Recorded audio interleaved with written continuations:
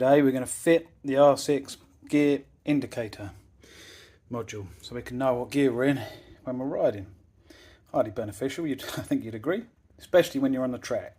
I've never done this before, so this is going to be learning on the job, but the first thing we need to do is take the tank off, which is a case of taking the seat off, releasing the bolts here to be able to slide this forward, and you've got the same bolt the other side and the through bolt here for the tank.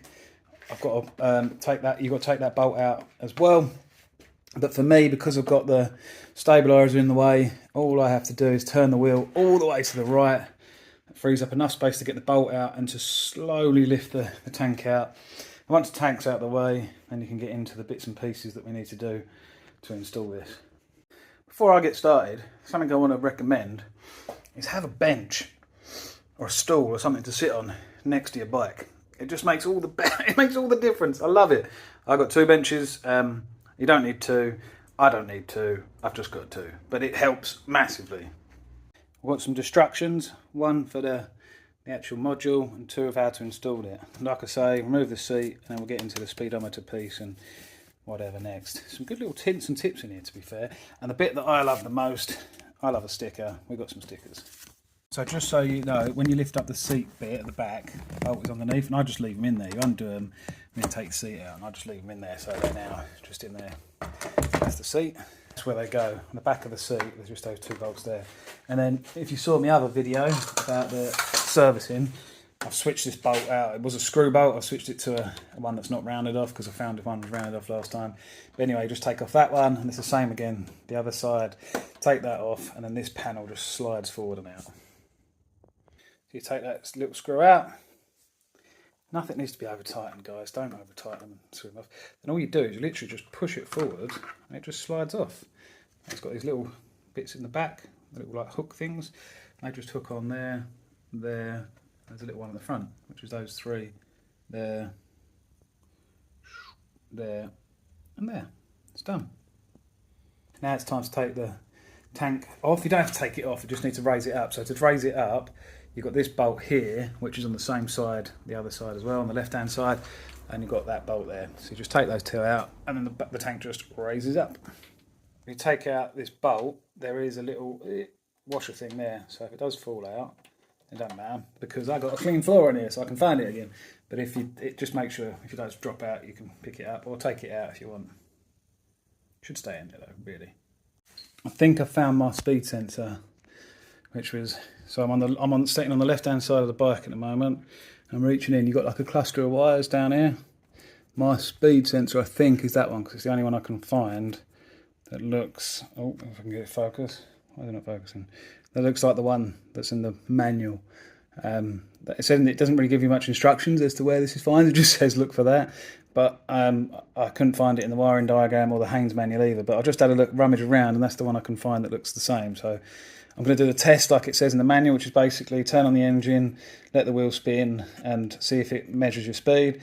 Then disconnect this, try again. If it doesn't register your speed, then you've got the right one. So it's a bit of a trial and error here, but let's give it a go. So this is where I'm at. So I actually accessed it from the right hand side because it was easier.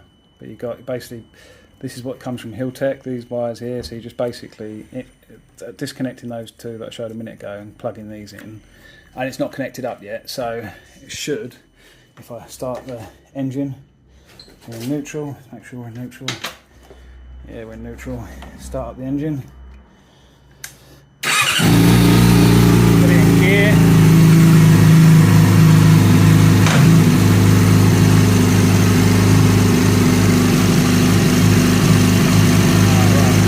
Yeah, so that's all good.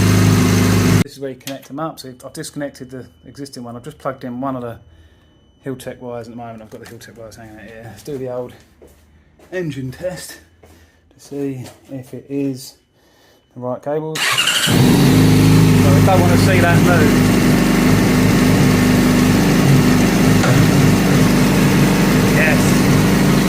Yes, wheel spinning, no speed, so it is the right cable. A little bit of higgery-jiggery pokering around and moving stuff about in there.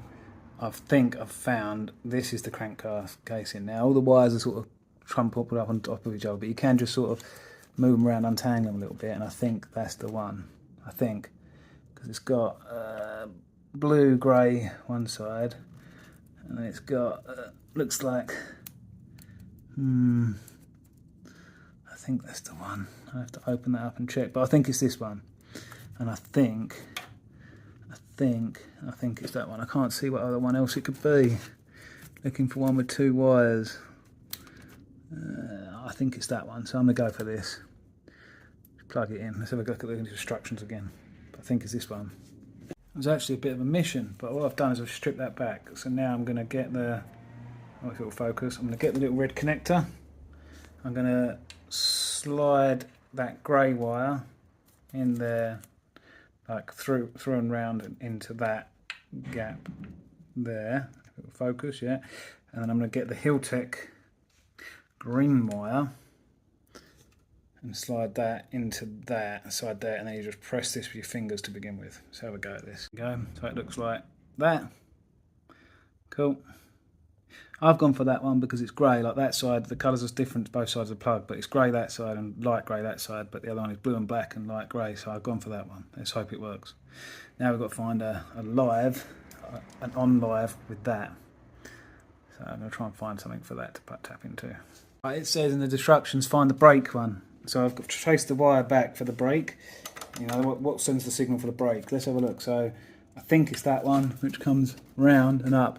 And look at that, there's a brown and yellow one there. So that's for the brake, I'm guessing. Going to use the brown one. Hopefully it works. I'm going to do the same as what I did on that one. Feed it through, plug it together, and let's fingers crossed it works. Hopefully, oh man, I hope I've done this right. So crimp them on. I've connected up the GoPro 6. Let's turn on the ignition. We should have. Yes, we do. Yes, we do.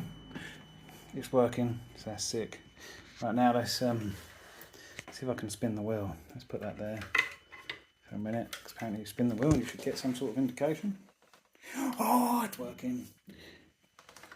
Oh man, it's working. Right, so I'm going to just close them up, root it in to the front somewhere up the top there so I can see it when I'm racing, and then let's go from there. Sick. Get it idle, get it warmed up, and you follow these instructions here. So I've done it, it's working, which is great. It's well hard to film and also do it while you're doing the gears, but effectively the instructions make a lot of sense. You get it into learning mode where it flashes L. When it flashes 1, you put it into first gear, you rev to about 3,000-4,000 revs. Then it'll flash N, then it'll flash 2, do the same again through each one of the gears up to 6, and then when it shows U, you just keep riding in 6 until U's gone, and then you're ready to rock and roll. So I've just installed it there, I've stuck it down there. I quite like it because when you're in the tuck position you can still see the indicator. It seems to work. I'll see how I get on the first track day. I'm not that impressed with the stickiness that's on the back of it, so who knows. But yeah, buzzing, got it in there. Let's go.